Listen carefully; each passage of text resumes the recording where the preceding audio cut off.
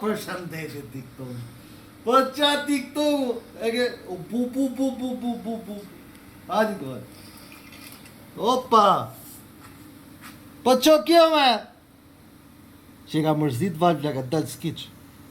Pritë se s'keni pagju. O zot. Po vip që ke sy të me?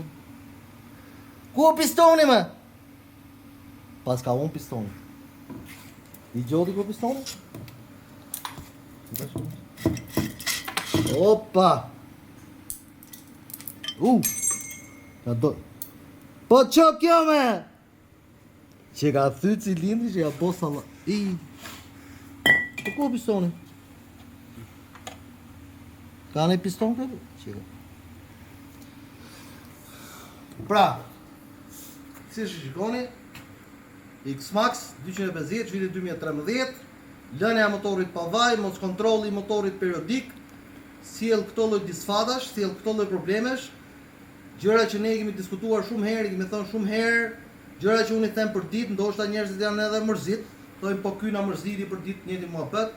Unë njëti muhabet do kem për sa kohë do kem frym edhe krah forte që të punoj, do t'i shërbej njerëzve duke i thënë, duke ju lajmëruar që shikoni dhe kontrolloni mjetet, se shikoni çfarë bëni, shife çfarë bëhet, një dëm kaq i madh ka sjell një dëm kolateral të grupit, një shërbim i jashtëzakonshëm dhe një shpenzim shumë i madh për këtë motor, e cila kalon vlera kolosale, duke qenë se këtu punohet vetëm me pjesë origjinale dhe normalisht servisi i këtij motori do jetë me kosto shumë të larta. Jeni ju pra ata që vendosni se si doni ta mirëmbani motorin, me çfarë pjesësh doni ta mirëmbani dhe cilësinë e punës të cilën ju kërkoni dhe nga kush e kërkoni.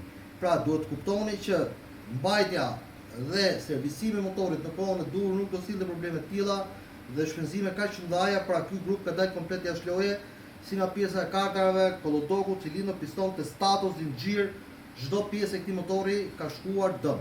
Duhet kuptoni që jeni ju ata që definoni defektet e motorit. Çdo 15 ditë motori duhet kontrollohet për nivelin e vajit, kur është i ftohtë, në mëngjes ka malet dysh. Kujdes se ku shkeni. Faleminderit.